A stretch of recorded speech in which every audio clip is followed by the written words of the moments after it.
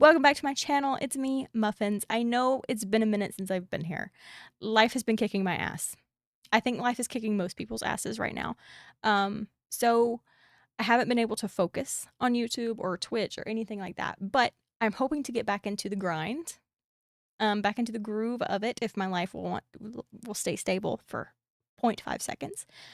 And today we are discussing fourth wing theories. Yay, I know. It's something that my brain has been obsessed with for the past year. I have physically read the books twice. I have listened to the dramatized audios at least 4 times. I know. It's sad. I'm obsessed. I'm not afraid to admit it. I can't wait for the book that's releasing in I think September. I think September. And then of course the fourth book will be coming out next year. So today we're going to be diving into some theories that people have. That's all I want to look at. I just want to read fourth wing theories all day long, but we're going to listen to a few and I'm going to give you my takes and what I think about them. And this is probably going to fuel me listening to them again. Shocker, I know. But let's jump in to your theories. Okay, I'm going to do, I think, I'm just going to go through the shorts. Whoa, what did my mouse just do? What the frick are you doing right now, mouse? Stop it! Me and technology, we don't jive very well. Okay.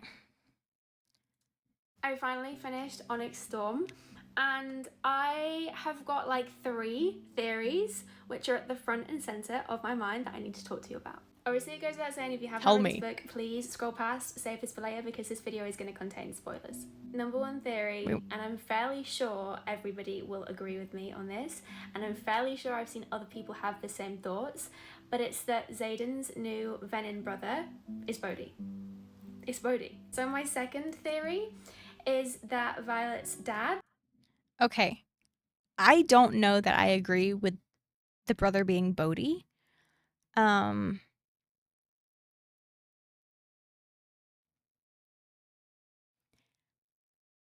See, that one's a hard theory for me because yes, I could see it.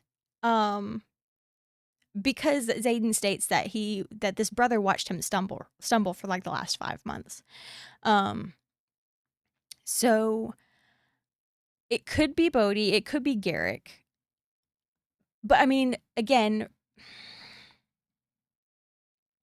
part of me thinks it's Bodhi, part of me thinks it's Garrick. But then a part of me thinks that it's someone else because we already know that technically, I mean, Rebecca has already said this, that Violet is a unreliable narrator. We only know Violet's POV. So what if Xaden has actually told somebody, but Violet doesn't know who that is? So that could be a possibility. It could be someone that we are not even thinking of. I know some people think it's Auric. I don't think it's Auric. I think...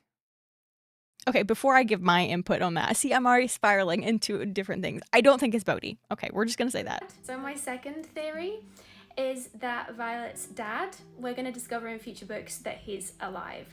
And not only is he alive, but he's like the king of the Venin. I don't know if there is a king, but if there's like a hierarchy, he's at the tippity top, and that's why they wanted Violet so bad.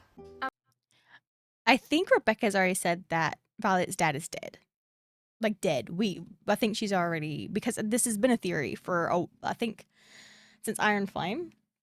But I think someone asked Rebecca that. I think it was like on the Fantasy Girls podcast or something like that when they interviewed her. I think Rebecca said that her dad is just dead, like dead, kind of like she said Liam was dead and won't be coming back. I have a theory about Liam too, but I'm not going to share that yet.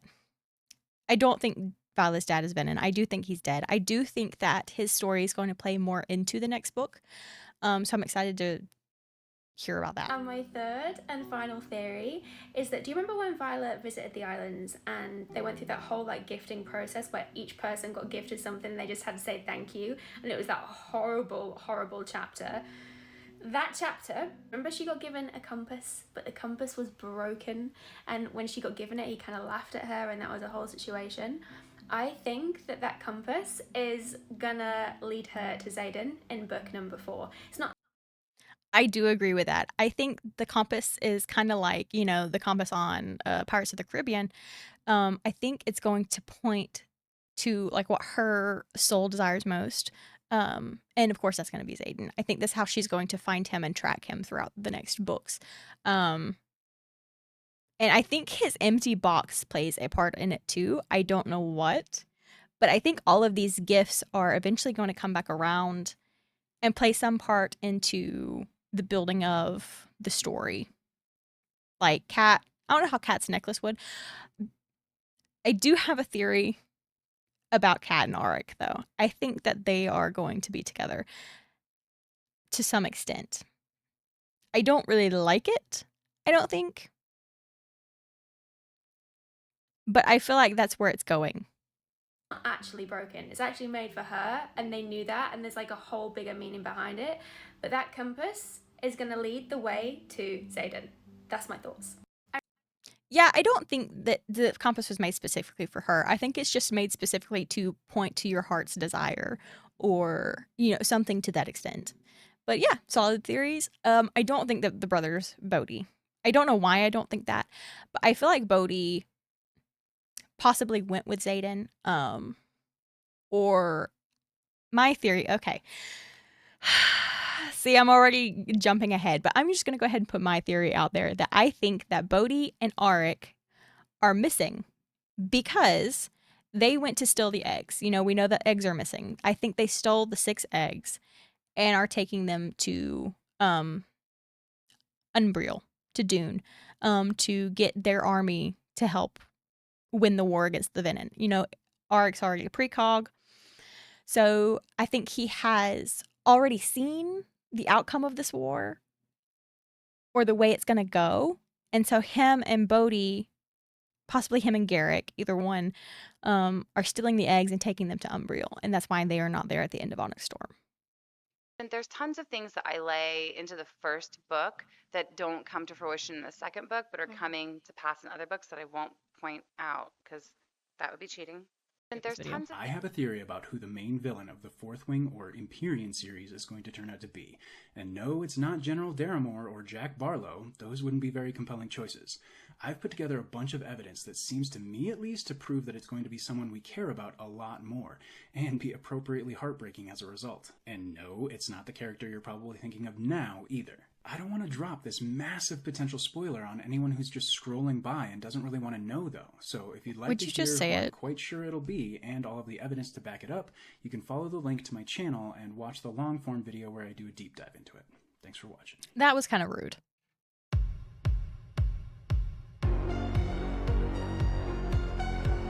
Okay.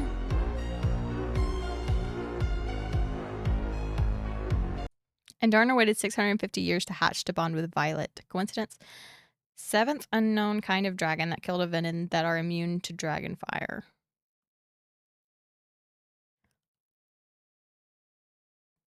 Okay, no, see.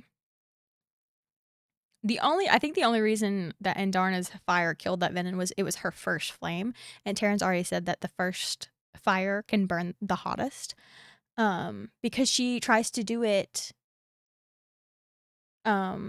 later in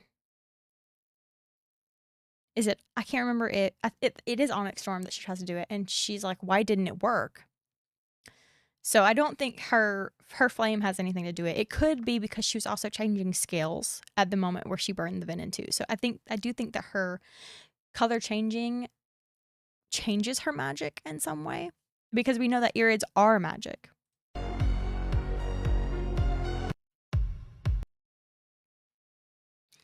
It is weird that the Venin were almost decimated 600 years ago. And Andarna did wait 650 years to hatch. So that could mean that the Irids do in some way know how to defeat them. Or maybe the Irids are with them. I don't know. I have so many theories about Onyx Storm, but I have one specifically for the last chapter, the last page of the book. So if you have not read this entire thing, save this for later. But really, I'm going to start talking about it right now. I'm specifically talking about that last chapter of Xaden's point of view and those 12 hours where we don't know what happened. I'm just gonna come out and say it. I think that Taryn and Segal broke their mating bond. When Xaden said, "Will you forsake me now?" and he let Segal in, he showed her his plan. And I think the plan was, one, to convince Violet to marry him and then use that favor that he got from the Priestess of Dune when they protected the temple. He used that favor to have him and Violet get married even though he was already Venin. And the second thing was that he wanted Segal to persuade Taryn of something. I Segal. think he was talking about persuading Taryn to break their mating bond. Why would they do that? So that Violet and Xaden don't have that connection anymore and no one can go after Violet to take out Xaden. Because now everybody knows that he's Venin. Yeah, I do agree with that. I think that Andarna broke Taryn and Segal. She's got me saying it weird now. I do think that Andarna broke Taryn and Segal's mating bond. That way, because we aren't okay. Back to book 1. Violet, bonding Taryn. She was enemy number 1. The quickest way to kill Xaden is Will. If she dies, so does Taryn, so does Segal, so does Xaden. It's like a domino theory. So Andarna broke Taryn and Segal's mating bond. That way they don't try to just kill Violet to kill Xaden. That would be the easiest way to do it. Yes. So I think that they did break that mating bond for that reason, but also so Segal could go with Xaden and protect him, keep him safe. It's sad. It makes me want to cry. I think the second reason is because then Taryn and Segal don't need to see each other. So when he and Segal leave, Essentially, nothing's yeah. pulling them back together so that they can leave as long as they need to. When Violet wakes up, she notices that Taryn is in a deep sleep. I think that's because he's recovering from breaking the mating bond. We saw how it affected Violet when she and Andarna broke their bond, so I can't imagine how horrible it is for Taryn and Segal to break their mating bond. I think that he's recovering, and then later on when Violet reaches out for Xaden and can't find that bond, it's because it doesn't exist anymore. It's not because they're too far away. It's because there's no bond, because there's no mating bond. Yeah. The good news is that we know that Andarna has this other influence over bond, so I feel like when they're all reconnected in book 4, Andarna will be able to fix the mating bond. Of course. But I think yeah, Andarna is definitely going to be able to mend that bond again. I mean, we already know that the Urids are magic, and she could sever the bond with Violet. So therefore, and then her leaving with Leothin, she learned these things essentially. And I think that in Andarna's absence, I feel like Andarna was gone longer than we think she was. That or word got back to her of what was happening on the continent. They may not have even went far, in all honesty, because at the end of Onyx Storm, I don't think that they went that far. I think Leothin wanted to teach Andarna himself, and I think that Leothin somehow knows that Andarna is going to be needed. So I think he took her, did not go all the way back to the Isles. I think he took her to their original den, and is teaching her the basics. That way she can at least be somewhat prepared for what she's going to have to do in the future. I think it's also very important that we note that for a lot of Onyx Storm, Xaden and Violet did not have the bond because they were in situations with no magic. So we saw that even though they didn't have a bond, they were totally in sync and in tune with each other, and they were helping each other, anticipating each other's needs, still immediately finding each other across the room because they have a bond that's not from the mating bond between Taryn and Segal, it's their own special bond. She also did so much work in Onyx Storm finding his shadows, and Xaden originally said it was so that she could take care of him if he goes too far. Anyways, Xaden was teaching Violet to find his shadows so that she could take care of him if he went too far. But I think that is what's going to save them and help them find each other again, because now she knows his shadows. She knows how to track him, not just through the mating bond. Yeah, I think that the key in the next few books to her locating Xaden, the compass, of course, we've already discussed that, and finding his darkest shadows. Those are his shadows, the ones he creates himself. But I don't think it's just going to be, oh, I need to find Xaden, let me track this shadow. I think it's going to be more of that's how she finds the hidden parts of his soul, because we know that there's a crack in his ice from where she said I love you at the end of Onyx Storm.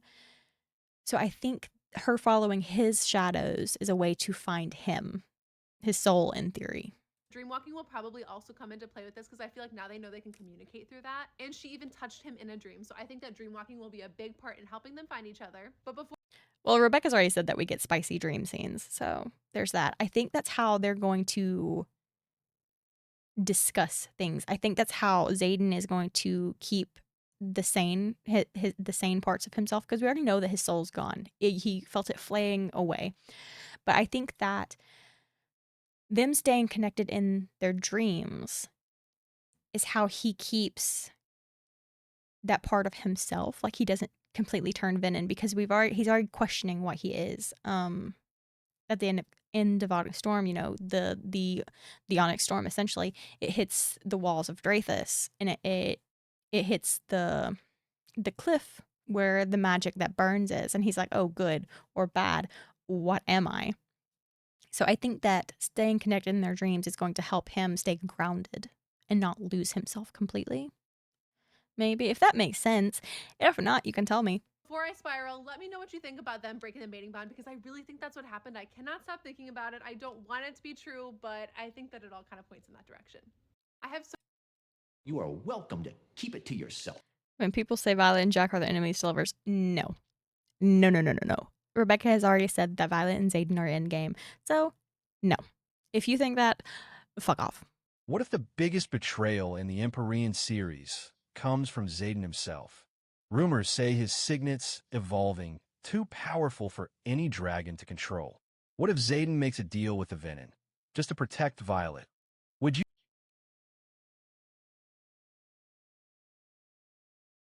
What? you forgive him if betrayal meant saving her life? Book 4 better not break us like this, or maybe we wanted to. Xaden's not going to betray Violet. If he betrays Violet, it's going to be in the form of harming someone that she loves.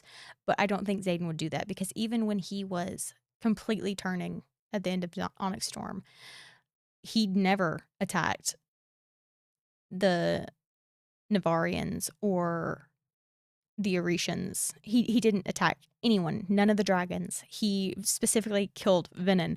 So no, I don't think that Xaden is in any way going to betray Violet.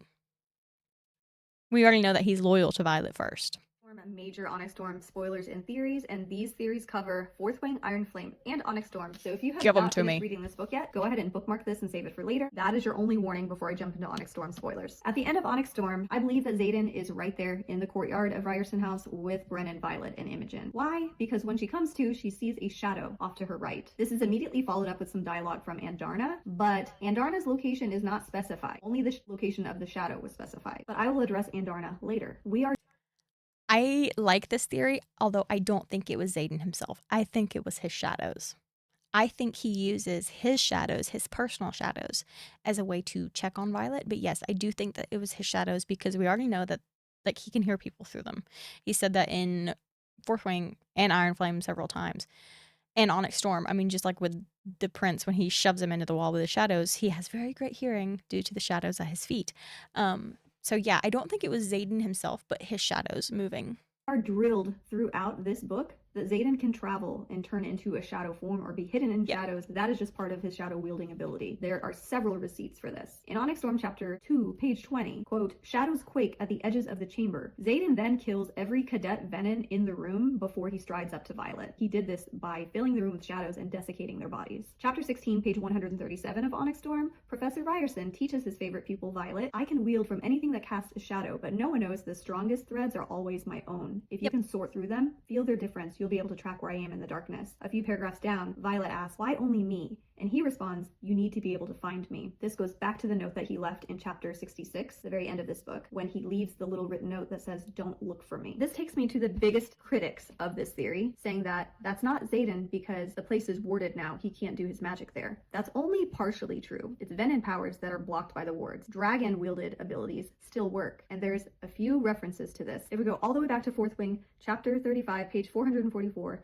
Violet and Xaden are talking, and Violet says, our wards make all non-dragon magic impossible. Xaden says, yes. He confirms it. Now we jump back over to Onyx Storm, chapter 12. Violet visits Jack. Jack Barlow's signet is pain. We know that from Fourth Wing. He funneled it into Violet whenever they were sparring in their match. Jack, in Onyx Storm, says, did you cry for Ryerson when they strapped you to the chair and watched your blood fill the cracks between the stones on its way to the drain? I only ask because I swear I can feel it when I lie on the floor. All your pain singing to me like a lullaby. And remember, where Jack is being kept right now is warded. This is not to mention the numerous times that Xaden wielded shadow magic within the wards when he's been Venom. Finally, in Onyx Storm chapter... Venom can be in the wards. We know this because there was Venom hidden as scribes. They just can't use their magic within the ward. They can still siphon from the earth. but the wards don't stop them from entering. 65, page 523, when Xaden is doing all of this crazy shadow magic in the canyon and he's channeling even more, which is when he becomes Asim. He says, I fall back at the magic that burns to the touch and surge north. The only reason the power is burning him is because he is channeling as a Venin right now. His power, the shadows, still come from Sigale. He can still use those powers within wards. And then finally, everyone's saying that the shadow at the very end of Onyx Storm is Andarna or some other Irids. I don't think that is true. There have been several references. Chapter 40, 42, 47, chapter 52, that the shimmering of their scales is what signals their presence somewhere. Shadows are Xaden's thing. Those aren't Andarna or the Irids thing. They are camouflaged, they are iridescent, their scales shine. That is why I don't believe that the shadow belongs to Andarna there. Xaden knows Violet is smart and that she will put this together. I think that Xaden is still with us and we have nothing to worry about. All is not hopeless. Yeah, I mean, I could see that, but I don't think that the shadow itself is Xaden. I do think that it's his shadows that he's sending into the wards to check on Violet. I do think that he's going to be with the Venin. He has to. He has a sage that he can't resist. But other than that, I mean, solid theories. Very solid. I just broke my nail file. Cool. Are Violet's parents really her parents? Ouch. Yes. Are there doubts? Are there doubts within the fandom? Oh, really? Do you guys really see Lilith Sorrengail cheating? That's another story. That's her romance. So what? Like adopted. Like they took her in from somebody. Oh, nah. Like an orphan. No. But it was a good guess. It was lovely. I do have books that touch on adoption, but this is not one of them.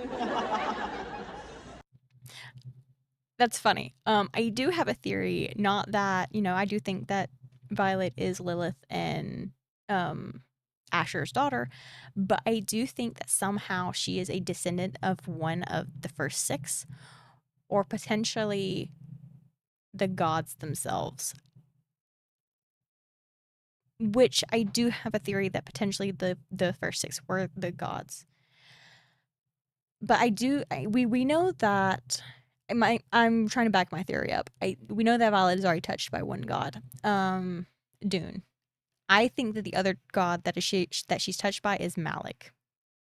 That's just my theory. Talk about some Onyx Storm theories, okay? So if you have not finished Onyx Storm, this is your warning. Please continue to scroll. Topic at hand. Who is this new Venin brother? Let's go through every single candidate who could possibly be Xaden's new Venin brother using actual canon text from the book. And we're gonna start with Panchek. So like a normal, healthy person, I went through the chapter and tried to physically map out where every single character is in this last Xaden chapter. In Xaden's chapter, okay, he is down at the bottom, let's say. Sigale is up at the top, and then Berwin is mentioned as walking into the line between Xaden and Sigale. Then at the top of the canyon, we have two Venin standing guard. Xaden then looks past Berwin, past Sigale, and then past that he says, "To my new brother, the unconscious dragon in the valley beyond the canyon." So outside of the canyon, we have the new brother, we have a dragon, and then 7 wyvern guarding them. So already the new brother is described as separate from Panchek. I like her art design. Panchek then reaches for the net like over his dragon. There's some talk about the second son, and then Berwin stabs a dragon. It just says a dragon, but we know it's described that there is like green color leaking out of the dragon when it stabs, so it's a green dragon, and we know Panchek's dragon is green. So this all checks out. But the Yeah, so we know the dragon's green. The question is, why is it desiccating? weird thing is, this is the last time in this chapter and in this book that Panchek is even mentioned. We don't get a reaction from him. We don't get anything like Panchek screamed as his dragon died beneath him. Zero. We get no reaction, which is so bizarre. So we don't know if Panchek's dead at this point, or if that was really his dragon, or if maybe he's Venin, so he didn't really care. And then this next part is also weird as well. So Berwin looks at Xaden and starts walking towards Sigale. So Sigale's up here. Berwyn's in the middle. So is Berwyn looking behind him and then walking in the opposite direction that he's looking in? But anyways, once Berwyn gets close to Sigale, he's about to stab her. This is when Xaden gets all shadow stormy. Berwyn's getting dragged back towards Xaden. But at the same time, his new brother is not. Okay, so I say this because I do think that it was Panchek's dragon that got killed, because we know that, you know, your first love is your dragon. That is your lifeline. They are your everything. And so Panchek turning Venin and keeping his dragon would be a problem. Yes. Xaden keeping Sigil would also be a problem because they would be loyal to their dragons. Berwyn wants them completely loyal to him. So that is probably why he killed Panchek's dragon, why he was going to kill Sigil. Knocked out as well. Then we keep going, and then Xaden starts killing the wyvern. He starts with the one who bit Sigale, and he skims over his new brother again. Like, it's described that his shadows skim over his new brother, but I thought we had already gone past his new brother. So that's another weird thing, and then he goes on to destroy the remaining 6 wyverns. So now I'm left with even more questions. Thinks himself my brother. And see, that thinks himself my brother tells me that I don't think it's Bodhi or Garrick. I don't think it's anyone that we have heard mention. Because technically Garrick and Bodhi already kind of think of themselves as Xaden's brother, I feel like. I could be wrong. I would have expected Xaden to be like, my shadows skim over the now dead traitor who lies on the canyon floor, to indicate like, okay, now we're skimming over Panchek's dead body. But we don't get that. And then one more thing, we don't get that because Panchek is stupid. The very last chapter, it is mentioned that 3 elders are dead in the valley. Panchek, I don't think we ever learned how old he is, but to me he gives elder vibe. So is he one of those 3 elders that are dead on the valley, or is he one of the missing riders? Okay, hang on. Official numbers are 4 riders. They're dragons and 3 elders murdered in the valley in what we're estimating as the last few hours. See, when I've read this, I've always assumed the elders were the dragons. I think so. Yeah, I think it's okay. So it's the official members are 4 riders, those 4 riders, dragons, and then 3 elders murdered in the valley. I think the 3 elders are 3 elder dragons. And again, we know that the dragons keep secrets. Jack has already told us that the dragons are the evil ones. So yes, I think that the elder dragons know more than they let on. I think that some of them are probably evil and probably Venin, because we already know that Panchek's dragon desiccated when he was stabbed with that dagger. I think dragons can be Venin. That's my suspicion. I think dragons can be Venin, and I think that the majority of the time their riders become Venin. Just like with Bade and Jack. Bade was always like, they described him as, I can't think of the word, unpredictable and mean. I think that they said typically the orange ones are the most unpredictable, most angry. Anywho, I think that's why Jack turned Venin too, not just his jealousy of Violet. But yes, 4 numbers are 4 riders, they're dragons, 3 elders. Yeah, I think the 3 elders are the 3 elder dragons, part of the Empyrean, essentially. Like, they're leaders. Like, we have Lilith, we have Dane's dad. I think the elders refer to that, but in dragons. That probably made no sense. Maybe. It makes sense in my mind. I don't personally think Panchek is the new brother, because that just wouldn't give as much emotional impact. We're going to talk about some more likely characters next, so again, stay tuned. We're going to go through everyone. Let me know. Yeah, I don't think Panchek is the new brother. I do think that Panchek is Venin. But I can't solidly say who I think that the new brother is yet, because again, it could be someone we don't even know of. But I think that's all that I have time for today. Thank you for joining me. If you have any theories, let me know them in the comments. If you have any theories you want me to react to, post a link in the comment. I will follow them and you might see them in the next video. If you liked it, subscribe, give the video a thumbs up, follow me on all of my social medias, and I'll see you in the next one. Toodaloo!